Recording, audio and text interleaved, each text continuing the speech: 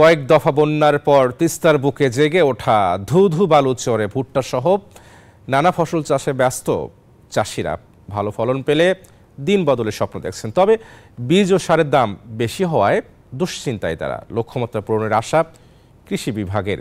লালমনিরহাট থেকে রবিউল হাসানের তথ্যচিত্র desk report. তিস্তার বুকে জেগে ওঠা বালুচরে বিভিন্ন ফসল ফলিয়ে ভাগ্য বদলের স্বপ্ন দেখছেন লালমনিরহাটের লাখো কৃষক। জেলার 5 উপজেলার বিস্তীর্ণ চর জুড়ে এখন ভুট্টা চাষের ধুম। বীজ বপন করা সহ পরিচর্যায় ব্যস্ত। বসুন্ধরা টিস্যুতে ছাড়ের ছড়াছড়ি। বসুন্ধরা টিস্যু নিয়ে এলো নিশ্চিত ছাড়। ভুট্টার পাশাপাশি আলু, পেঁয়াজ, রসুন, বাদাম সহ বিভিন্ন শাকসবজিও চাষ করছেন কৃষক। রোগবালাই ও পোকার আক্রমণ না থাকলে ভালো ফলনের আশা করছেন তারা।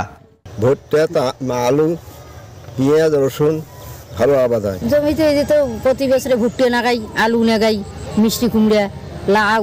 একেবারে ব্যয়বহুল যদিও হয়, তারপরেও আমাদের পরিমাণে কিছু অর্থ টিকে আল্লাহর রহমতে আমরা এখানে কোনো রকম ভুট্টার আবাদ করে বেঁচে আছি। এদিকে ভুট্টার বীজ ও সারের দাম বৃদ্ধি পাওয়ায় হতাশায় ভুগছেন কৃষক। প্রতি কেজি বীজের দাম 400 থেকে 500 টাকা বৃদ্ধি পেয়েছে। আমাদের লস হবে, কারণ বীজের দাম বেশি, সারের দাম বেশি।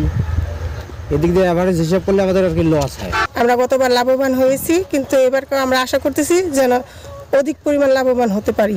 বাজারে বর্তমানে বীজের দাম একটু বেশি, সারের দাম বেশি, তাই যদি বাজারটা ভালো হইতো তাহলে একটু সুবিধা হইতো। কৃষি বিভাগ জানিয়েছে, চর উন্নয়ন প্রকল্পের মাধ্যমে কৃষকদের প্রশিক্ষণ দিয়ে সহায়তা করা হচ্ছে। শুধু পাটগ্রাম বাদ দিয়ে বাকি 4টা উপজেলায় আমাদের প্রকল্পের কার্যক্রম চলমান। প্রকল্পের আওতায় আমরা তাদেরকে চরের কৃষকদেরকে আমরা এখন পর্যন্ত আমরা 16 ব্যাচ, প্রতি ব্যাচে 30 জন করে আমরা 16 ব্যাচ ট্রেনিং দিয়েছি। এবছর রবি মৌসুমে 32,910 হেক্টর জমিতে ভুট্টা চাষের লক্ষ্যমাত্রা নির্ধারণ করেছে কৃষি বিভাগ।